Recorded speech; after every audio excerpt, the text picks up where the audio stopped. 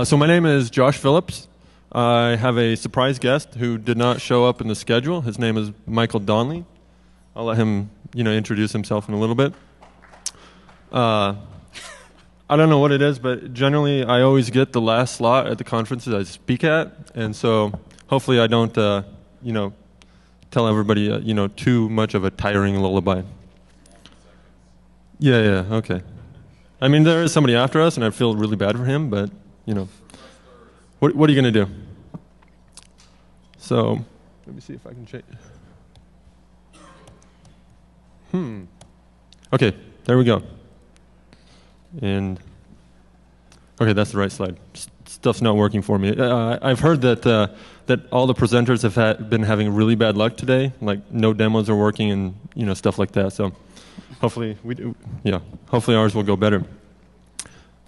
So, about me. In real life, I play a malware researcher at Kaspersky. I was also a malware analyst at Microsoft. And contrary to popular opinion, or what you may find on Wikipedia, configure was not German and Dutch slang for ass fucker. It was just a play on words that I managed to, to come up with. That was my biggest achievement in life so far. Yeah. Underground, I was a gold farmer, wrote some bots for some games that people might have heard of, but I'll let people guess as to what that is because I know what Blizzard does to people. I'll let Mike talk about himself right now.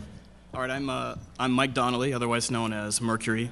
I created the glider software for World of Warcraft, sold about $4 million worth of the software, got sued, lost, I think it even says right on there, badly. Lost to the tune of $6.5 million in damages, personally liable. Appealed it, got most of it flipped over. But overall, the process was, I would say, less than fun. As far as my underground identity, I have none. Once you get sued, everything about you winds up in court record, all your deposition, all your addresses, everything. But on the plus side, I did have a glider customer bring beer to my house. He had looked me up, dropped the beer off, and then he posted a message on the glider forums and said, "Hey, Mercury, go check outside your front door. There's a 6-pack of beer." That was pretty nice. And there actually was the beer. I go in through the garage, so I didn't see it, and I went out and got it. And it was only Budweiser, but free beer is free beer. Yeah, so not that great. If you're going to get smoked for $6.5 million, at least I got some free beer. Oh, and I guess all two of you ladies here, he's single, and he used to be rich.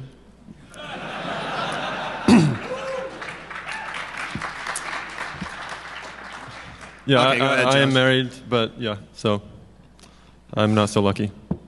So our goal of this talk is to not make anybody like an expert at game hacking. So if you came here for that, then we're going to disappoint you. We plan on just giving some overview. If you don't have any technical skills, we assume you have some to get at least something out of this talk. But if you don't have technical skills, we hope that some of our game hacking war games will be entertaining for you guys. Something I will say is we don't really have any 0 days. So if you're looking for 0 days, then you're also going to be disappointed. But we don't really feel we need to give any 0 days because it's really easy to find them. Every game that's ever released is going to have a buttload of stuff. So here's a nice quote from Sun Tzu, and I think Mike has some experience with this. He actually chose to fight. He's actually the only person I know that actually did choose to fight, and I guess you can ask him about how that's going. It could be better. Could be better. Could be worse. Yeah, could be. So here's a brief legal blurb that Mike has experience with, and he's going to talk about that. Yeah. And one thing I wanted to say is, of course, everybody knows I'm not a lawyer, so I can't give you any legal advice. But I'm a person, and I can give you personal advice when it comes to lawyers. And when you get lawyers, you're fucked. If it gets to that point, you're in a lot of trouble. Chances are it's going to end badly. A lot of people, such as myself, you might think, well, I've got a good legal theory for what to do. I've got Section 117, owner of a copy. I've got DMCA 1201F, oh, 1201F, interoperability, you know, let's go, man. You can't take me down. But if it gets to that point, you're in a lot of trouble. Chances are it's going to end badly. A lot of people, such as myself, you might think, well, I've got a good legal theory for what to do. I've got Section 117, owner of a copy. I've got DMCA 1201F, interoperability, you know, let's go, man. You can't take me down. it's incredibly painful and expensive to get that far. So even if you have winning arguments, the chances that you get there are slim. I'm not saying you should never do anything where you might get sued. I'm saying you need to understand the seriousness of getting sued. It's bad, so you should take steps to avoid it. If you have to sell from Nevis or Neptune or the Seventh Dimension, try to get away to avoid getting sued. Because the game companies, if you piss them off, they will show up at your door. China's a good place to be, though. I'm sorry, I didn't hear you. I'm good. So my disclaimer is we're weasels. I guess maybe I'm a weasel. Mike, chose to do everything in public. I think that might have been a poor choice. You guys can decide. So the names have been changed to protect the innocent. So why do we hack? I think it's mostly obvious. We want some women's, and yeah. So did I mention that Mike's single? Oh, come on, man. Yeah. So really, I mean, there's a lot of money in this. Mike made $4 million. My first competitor was making $500,000 a month. That's pretty real money. Sometimes people might want revenge or cheating, but that's not really kids important. Being kids. Yeah, child play. So raise of hands, who would like to go to this school?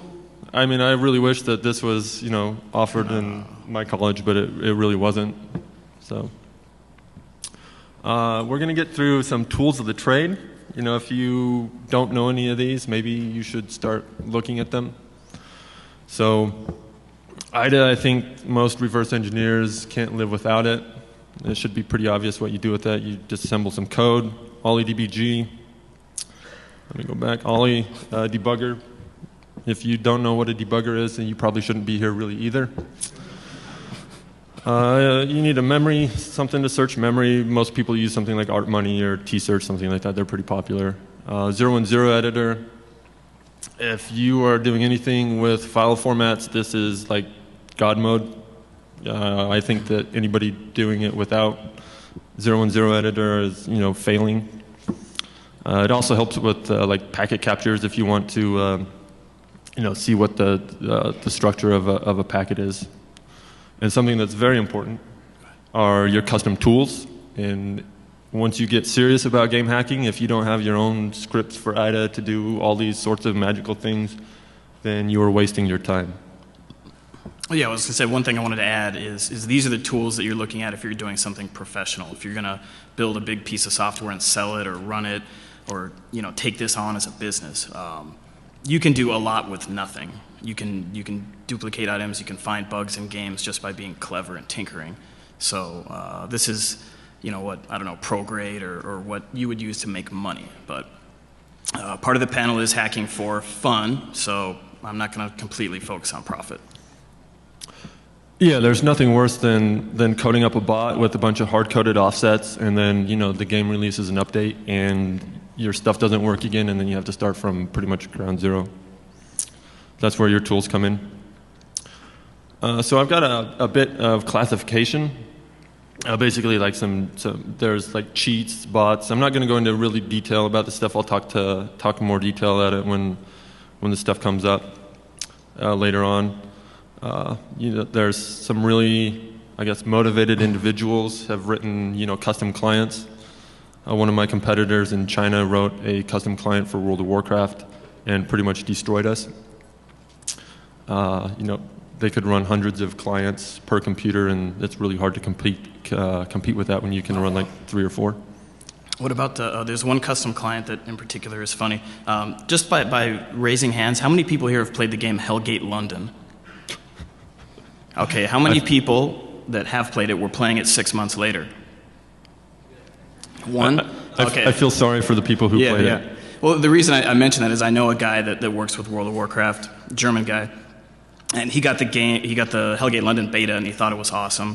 So he wrote a clientless bot. He reverse engineered the entire protocol, everything, their key shake or their handshake, all the encryption.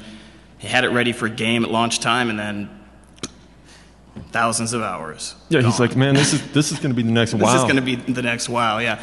So, if you're writing something for profit, Think of it like a business. Don't be stupid. Yeah, that was a lot of waste of time. Then there's things like exploits. They can either be malicious or really get you a giant paycheck. Dupes are, God mode. Asset hacks aren't really worth it for the most part. You can do some like pathfinding if you can reverse engineer the map formats and what other assets, but pathfinding is super hard unless you're going to do something like use recast navigation, which is easy mode for solving a really, really tough problem. So this is where we separate the haves from the have-nots. People might not be able to follow. Hopefully they can follow. So the skill set that you need, you're probably going to want to at least know x86 assembly. If you don't know that, then you've got a lot to learn. That's going to be a pretty big, steep road ahead for you. This stuff isn't really necessary. You can write some like lame pixel reading things. I think somebody presented at that a couple years ago here. It was pretty well attended, and I wanted to punch the dudes because it wasn't very cool. Yeah, noobs need not apply. So, anybody know this guy? His name is Rich Thurman.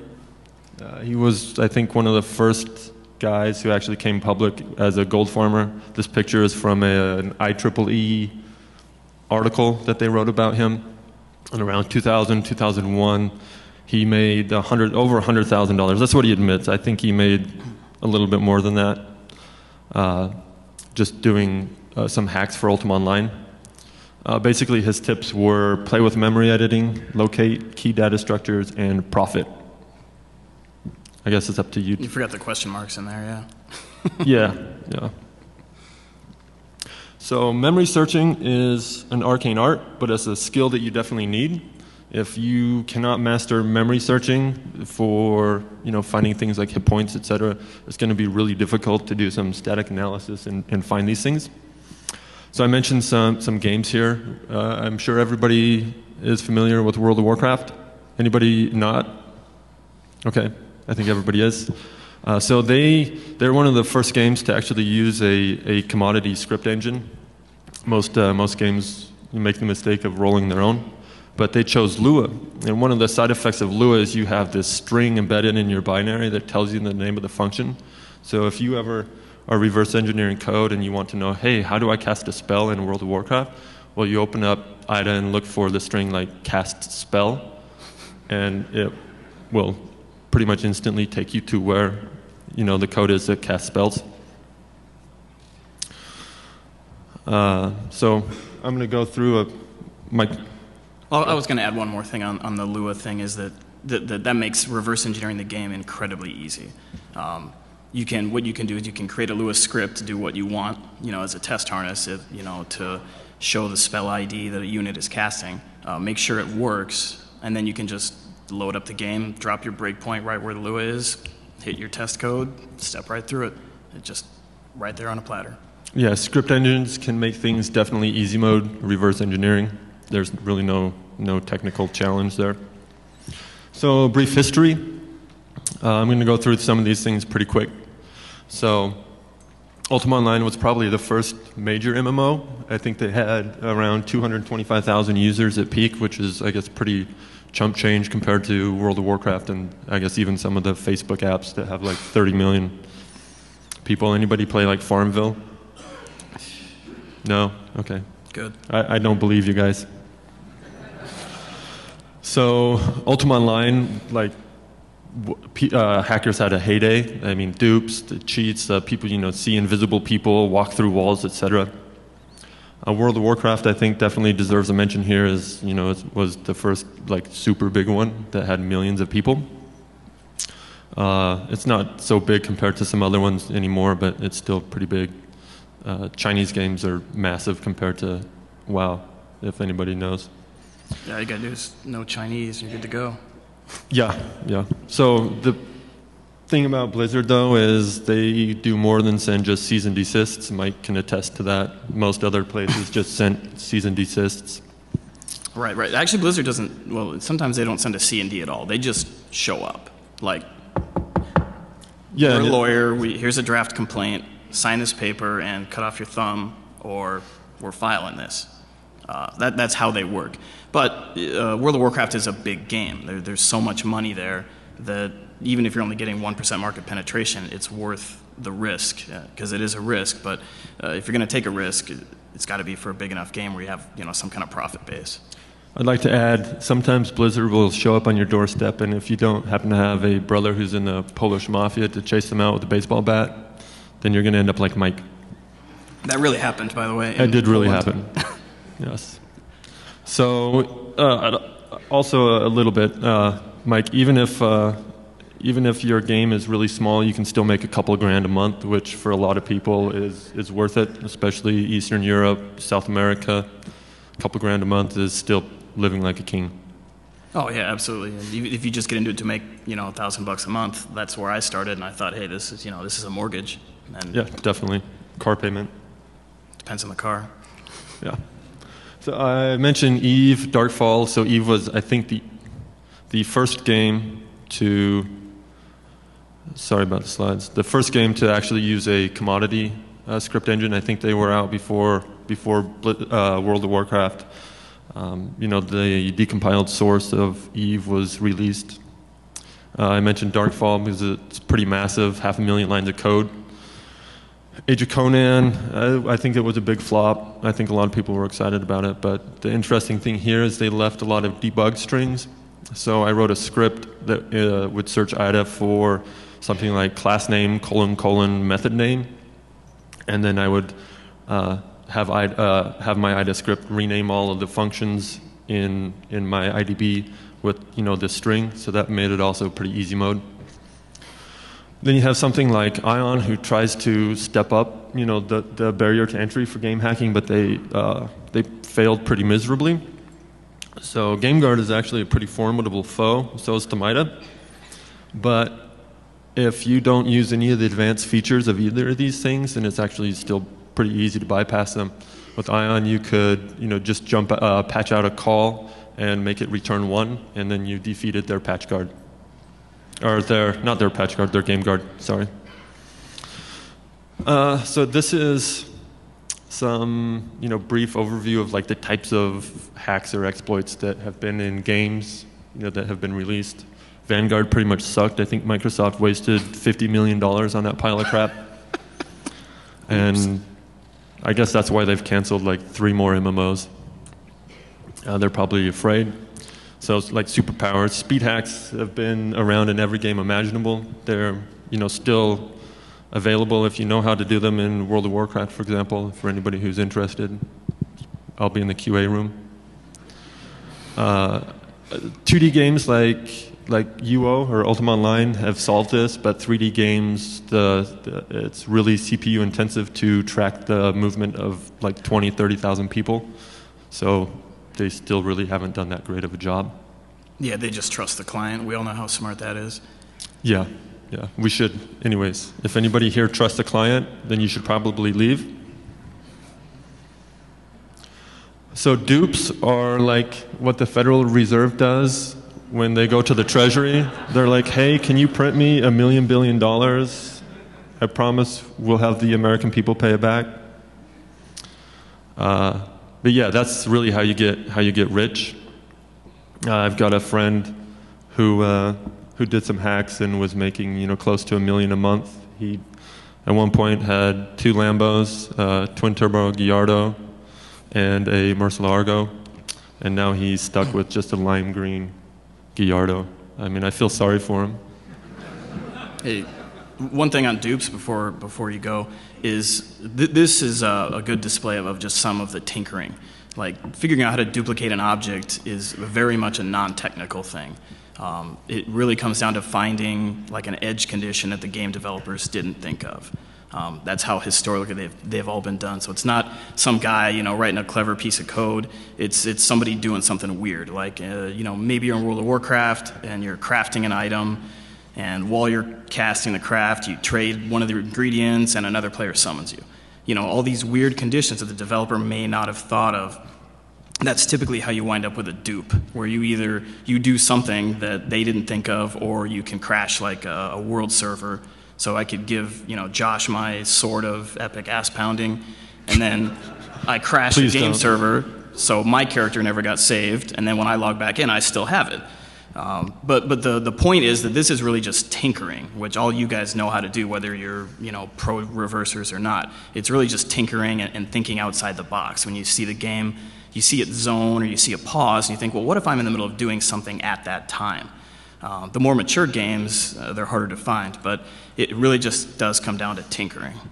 I'd like to add, this isn't like real-world security research where you find like some bug in like Adobe, and then you spend 3 weeks figuring out how to exploit it and bypass ASLR in depth. This isn't like that. This is, I wonder if they check, whether or not I can substitute an ID with, some other random player's ID, or whether I can tell them that I just bought a million billion things for free.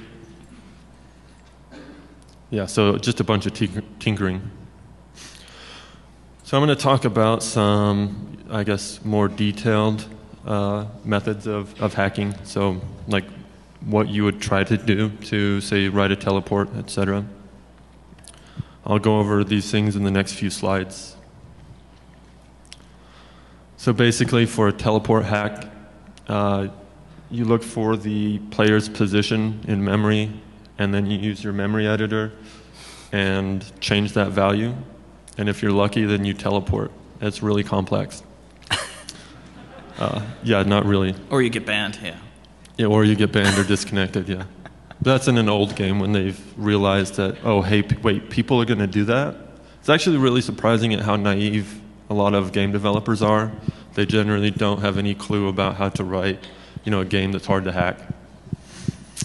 So you can go into more difficult ways. If your game is more mature, like World of Warcraft, that's had to deal with this stuff for, I guess, 7 years, and they still haven't done it correctly, then you have to modify like movement packets and forge the the timing, stuff like that. Yeah, the timestamp. It gets more complex, but it's still doable. Speed hacks, again, you can get these off the shelf that will work with every game, and if you're lucky, then it still works with your game. And I don't know what squeezing network code means. I didn't write that. Sorry, that's mine. Well, that's actually just what I was talking about with lag hacks. And this still works in World of Warcraft. This works in every game today, where you can literally unplug your Ethernet cable, move around in the game a little bit, and if you plug it back in before the network stack decides the TCP connection's dead, then the game client will simply tell the server, oh, here's where I am. It's dealing with their congestion code. They have to accept some latency. So in a lot of situations, you can pull out your Ethernet cable, walk past a monster, and all the logic to have the monster hit you is on the server side. Of course, the server doesn't see you near the monster. And then you plug your Ethernet cable back in, good to go. You pass the monster without triggering anything. Don't try it on wireless, because when you disable it, it will actually close the TCP connection. But if you can physically interrupt it just by pulling the cable, it actually works. It's ghetto, but it works great. That's pretty high-tech, dog. Seriously.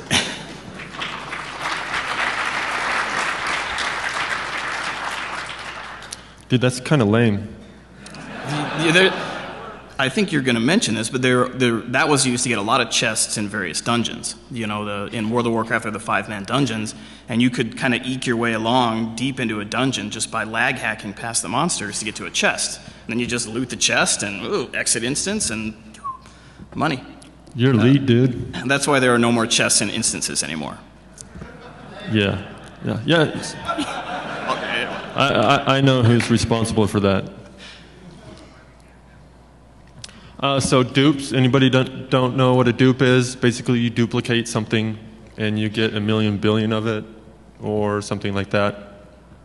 Basically, this is like the key to making a lot of money, and this is how my friend with, my poor friend with the Lamborghinis, this is how he got them. And it took, the game that he was, targeting like almost a year before they figured out how to deal with this stuff. They're like, I think we have a problem in that, gold is really available to everybody now. Nobody has to work for it. I wonder what happened. Yeah. Oops. Yeah. Yeah, like I said, these game developers are pretty naive. They're like, wow, these guys are good at playing my game.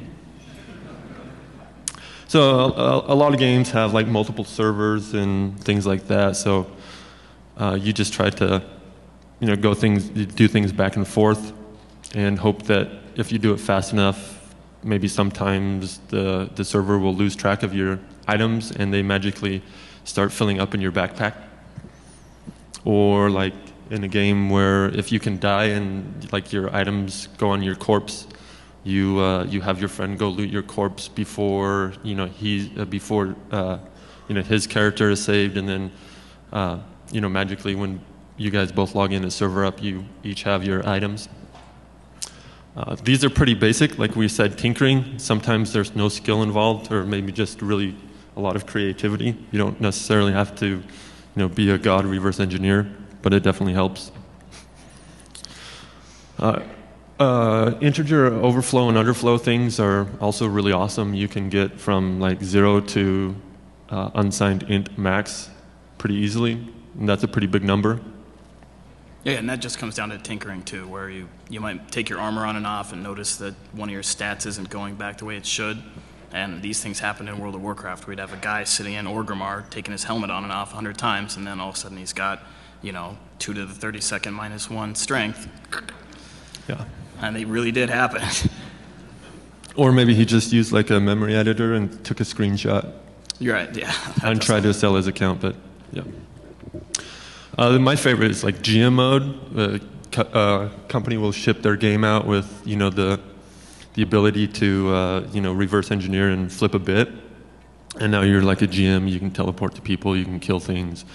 You got like the commands and whatnot. It's pretty interesting. Or like stealing from NPCs. Age of Conan was one that was really rife with vulnerabilities. You could, for example, kill a GM. I don't think they were very happy. Yeah. Well, that was the source player ID thing, right? Yeah. You just tell the game that I'm this GM and I just died. Right. Yeah. Like each packet coming up, like you would say, I'm going to sell this item, and your player ID was in there, like kind of like a source address. And somehow the game server would believe you if you said you were someone else. You're like, no, I'm so and so, and I'm selling this. Oh, okay. And that's just basic tinkering. Yeah. Did I say that game developers are naive? I mean, they work hard, but... So UI hacks are pretty much worthless unless you want to zoom out really far. That's pretty much what you're going to get from UI hacks. Maybe you can get like ghost mode where you can fly around the world and you stay still, but it's not very beneficial. Well, yeah, you can also do the wild language translation, because they had the thing where Alliance players couldn't understand what Horde players were saying. So that was all client side, so the actual text from the opposing player was sent to the client. It would just choose not to display it. So it's actually a pretty easy hack to see it, but it's not really marketable. I don't know who's going to pay for that. Yeah, good luck selling that, but it's not very powerful. Wow, you can talk to humans if you're an orc. Ooh. I'm in your base killing your mans. It's dudes. Dudes? No, it's mans. It's mans. I'll look it up later. I don't believe you. I don't believe you.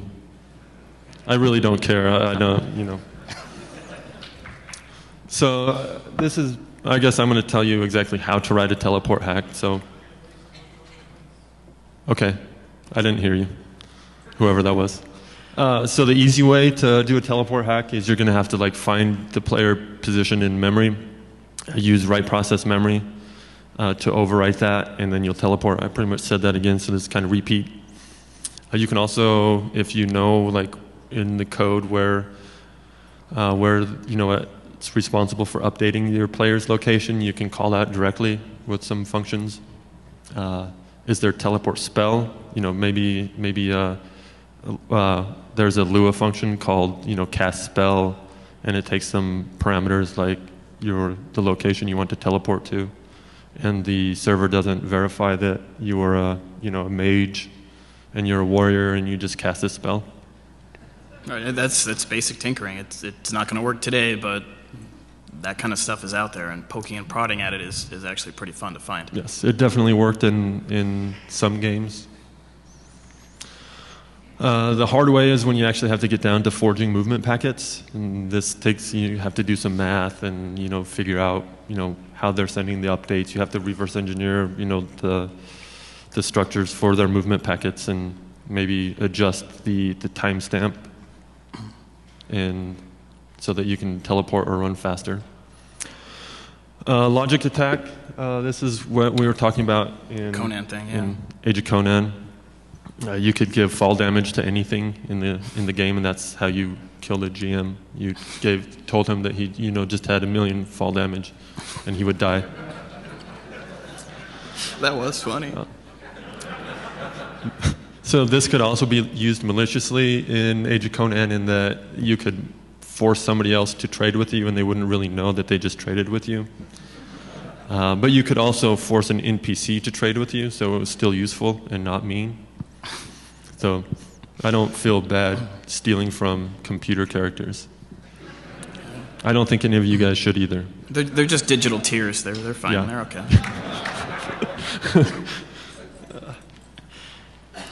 All right, so item dupes, basically you exploit. I talked about this before. I'll say that server line issues. Age of Conan had some zoning. EverQuest had zoning. Final Fantasy XI had zoning. Ultima Online just had these server lines where if you cast a spell on one side and crossed the server line and you were fighting somebody, then you were fucked. Repetition attacks. I talked about you just basically move things back and forth from, say, a trade window to your backpack 1,000 times a second. I mean, most people should do that, right? By hand. Yeah, and the server eventually loses track of stuff and they start filling up in your backpack. Or maybe everybody knows like Diablo 1, where you just drop an item on the ground, you run up to it, I see some head knobs, and you pick the item up really quickly on your cursor and it appears in your backpack and on your cursor, so that's pretty fun. Asset hacking I mentioned is definitely not worth it unless somebody else has published their work for you and you can borrow it. But yeah, so basically what you do here, maybe some people have played World of Warcraft and somebody has magically appeared on your side. What's that called? Battleground. Yeah. Battleground. I never actually played World of Warcraft. Yeah, too boring. I'd much rather bought it. Yeah. Yeah, I should have bought Glider. But yeah, so those people either use teleports to go from one side of the battleground to the enemy's base, and he's in your base killing your mans. Pretty confident it's mans. I'm never wrong. Or maybe he used Nogget and modified the map to have this tunnel so that he could run underground and nobody would know or see him. Maybe you could see his little name on the screen or a dot on the screen as he's running there, and you're like, wow, where is he? Yeah. But otherwise, it's not worth it. They're really complex. Game hacking 420. Real profit is definitely dangerous. A quote from Machiavelli. You can get sued, I think. Yeah. So you can have a ghetto bot. I think somebody talked about one a couple years ago. I wanted to punch him. It wasn't very interesting. Basically, you do pixel reading or something with like AutoIt, and there's really no RE reverse engineering required. You just like read that your hit points are red when they're full and they're not red when you're dying, and you make it send some keystrokes. It's very limited scope, but most likely you're not going to get detected, and detection is something that is not your friend. Actually, real quick, just by show of hands, does anybody know why detection is so bad? I mean, you all understand this, right? I don't want to gloss over client-side detection. Everybody appears very wise in regards to detection. We don't really care what you say. Okay, we can't really hear you. That. Well, I care. I'll go over just real quick. Obviously, the game manufacturers don't like everything we're talking about, hence the lawsuits. So what they do is they try to detect your software in the game, and if they do, then they ban you. If you're just doing this for fun, it's hacking around, tinkering. You lose your game account, it's not a big deal. If you have 100,000 customers, that is a big deal because then all your customers are banned, and then you're fucked. So avoiding detection is really important. Well, we're going to get into that a lot more later, but client-side detection of your software is very important. Yeah. Also, I'll say, does anybody ever wonder why it takes like 3 months for a ban wave to happen? That's because when you ban like 50,000 accounts every week, then those people who are rebuying those 50,000 accounts never actually rebuy them again because it gets expensive. But if you do it every 3 months or every 4 months, they will actually go buy the accounts back. So it's actually profitable for the game company to say, oh hey, we've detected these guys ever since they turned on Glider, but we're not going to detect them yet because we know that if we ban them too soon, they won't give us $50 more. It's true. So we got some code injection. Is basically you inject some assembly code to do some small thing, like maybe some crappy RPC thing, remote procedure call. Your attack surface is a little bit higher. You can really easily detect that, and then you have something like DLL injection, where you've got some pretty big blob of code written in a high-level language, like C or C++, and it's really easy to detect that. And so you get into this game where now you write this, DLL loader that fixes all your imports and stuff like that, and it gets really complex, and you're still pretty easy to detect. Or you can go to the network or packet level and do some really good work, like reverse engineering the network protocol, which is very time consuming. I think there are very few games, well maybe there's a lot of games that have complete analysis on this, but it's still not easy to do. Or you can go write your custom client if you think that you're really good. Not many people think that they're that good. It takes a lot of time. He thinks he's that good. That guy does? Oh, the guy leaving? Yeah. No. Oh, damn. I didn't think I was that boring. Sorry, guys. But if you write a custom client, if you're at that level, then you're probably going to make a lot of money. Like the guys that destroyed me, I think we're probably making at least a couple $100,000 a month. Yeah. Right, and writing a custom client isn't something you're going to sell. This is, gold farming, real money transactions. So you're writing a custom client so that you can have your partner run 10 million instances of the game on a server farm. If you don't have a custom client, that's way too much 3D rendering. But if you can just take the game out of the equation, just don't render anything. Yeah. So it's all a matter of scale for gold farming at this point. Yeah, you go from like 2 or 3 clients per computer to 200 or 300. So it's pretty big scaling. Here's where we get into some anti-cheat stuff. This stuff gets difficult sometimes. I can't emphasize enough that it's very important to not be detected, as then you lose.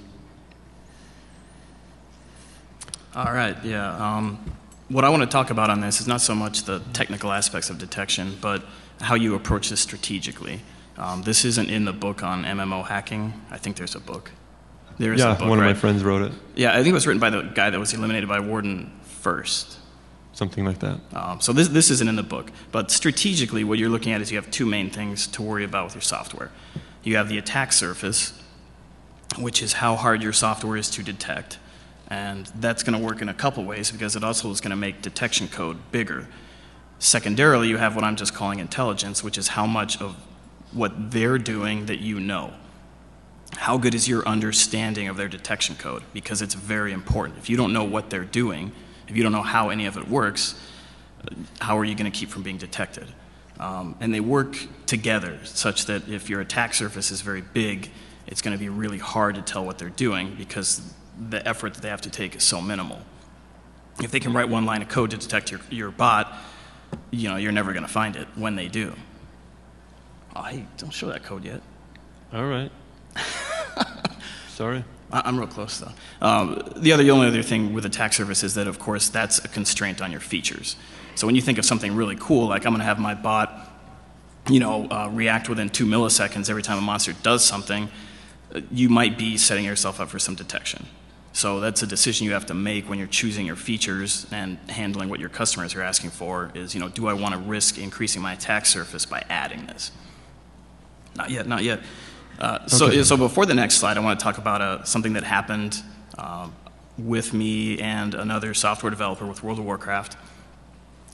This guy, we'll call the software Innerspace, because that's what it was. Yes. It worked by injecting a DLL into the game, which is pretty big. But the guy that wrote it is a very competent reverse engineer. So he had taken all of Blizzard's detection code in Warden, and he had it wired up. As soon as they sent it down, he'd lay down 1 million breakpoints, and it was pretty neat stuff. But he still had a DLL in memory, which he tried to obfuscate. And more importantly, he had to patch one of Blizzard's functions. So, he'd go to the beginning of the function and just stick a far jump in there, and he'd think, well, I got Warden covered, so they're not going to find it. Are you ready for the code yet? Okay, I'm ready for the code. All right. Can you zoom on just like the top function? I'm trying.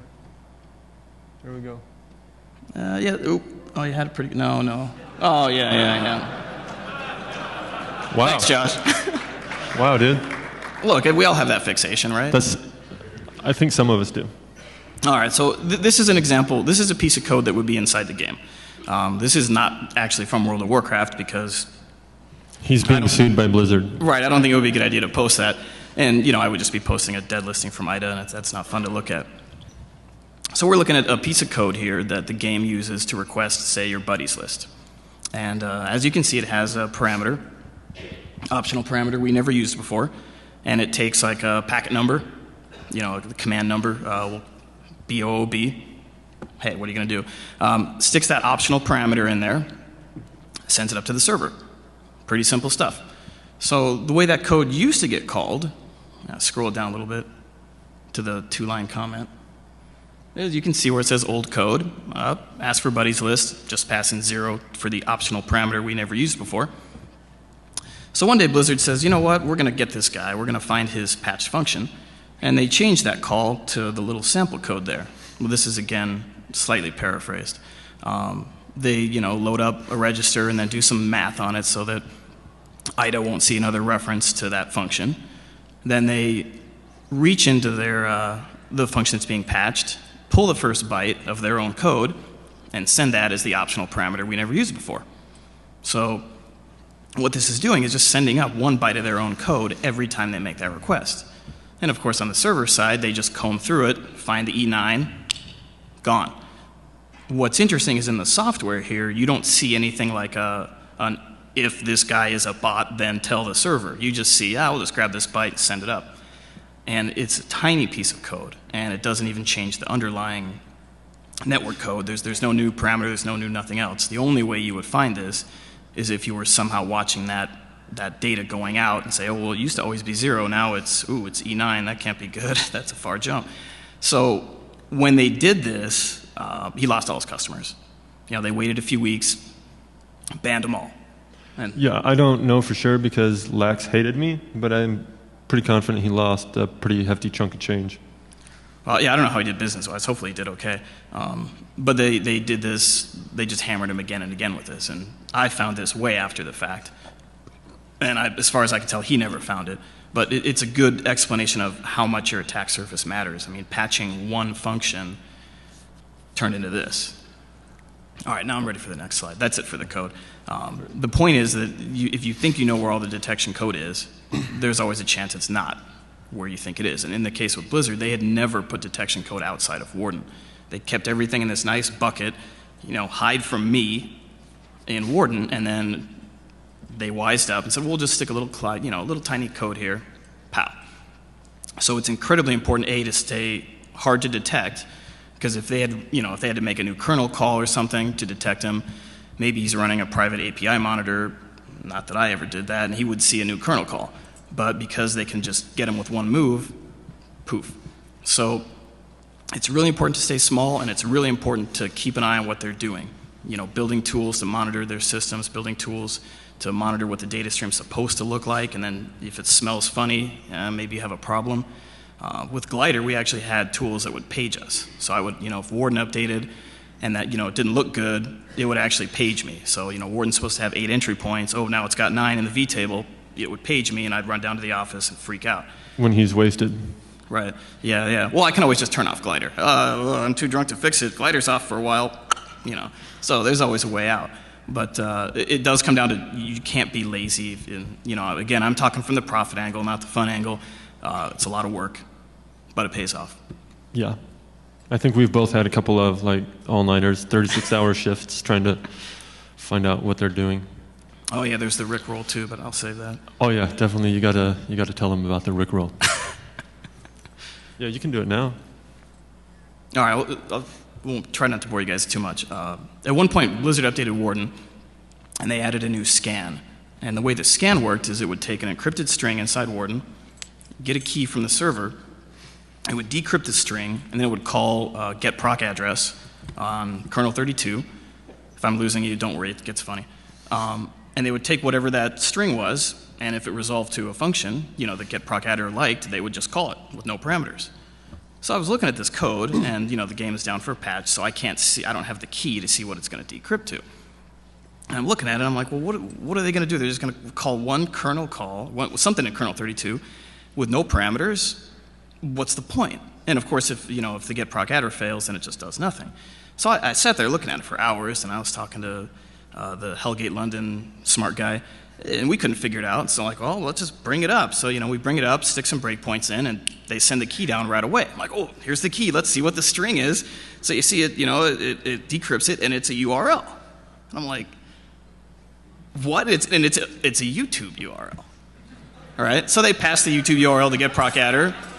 Proc adder says no, and nothing happens. So of course I'm like, I gotta know. So I paste it in a browser, and it's fucking Rickroll. They Rickrolled me, and I don't know how many people they got. Not many. Oh, we're at 5? Yeah, bro. I think you got worked up pretty hard. We're almost done. Anyway, that was epic, and it was really well done. So that's all I got to say. That is the most epic Rickroll ever. Yeah, I think so. Yeah. Oh yeah, we are pretty much done, aren't we?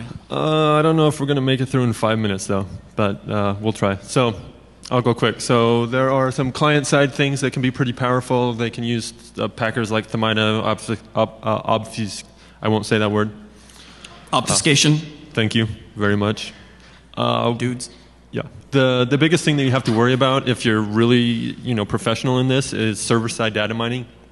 So they can some analyst at Blizzard gave us a really big bone and was like, hey man, this is how I detect people. I just write some SQL queries and I walk in the next morning and I ban people. And we're like, well, thanks for telling us that. I mean, now we can modify our stuff, but I don't think he realized that. I think he was just trying to be cool.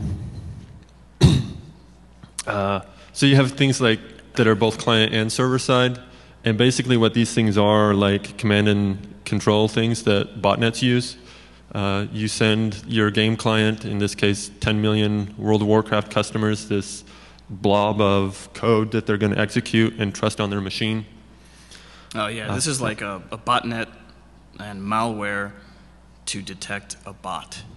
Yeah, it's pretty funny. A little irony there. Yes. So Punkbuster, I won't go through, well, I'll go through this story. Oh, okay. So Punkbuster basically looked for strings to ban people. I mean, they could be strings or they could just be some binary data. A lot of the times it would be strings like a window name.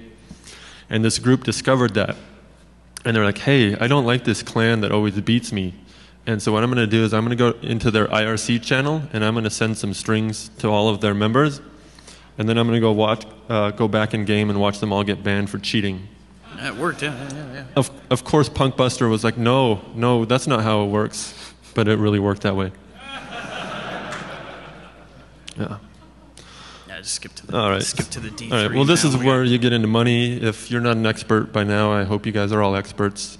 Then, yeah, we're going to skip this a little bit.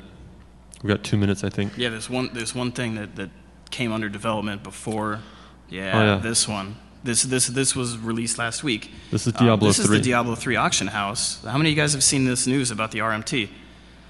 Yeah, a bunch of you have. There it is. That's a dollar sign. That's a dollar sign. That's Blizzard endorsing you selling items for money.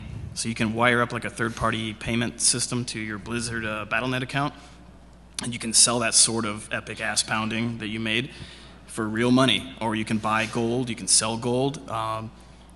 You're not going to have to compete with me because I'm done with Blizzard, but this is very interesting. Yes, very interesting.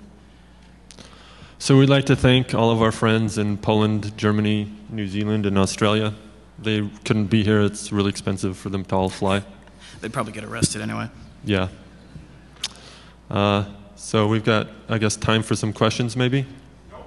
All right. Well, we're going to be in the Q&A. Okay, hey, thanks for coming out, man. Fun DEF CON.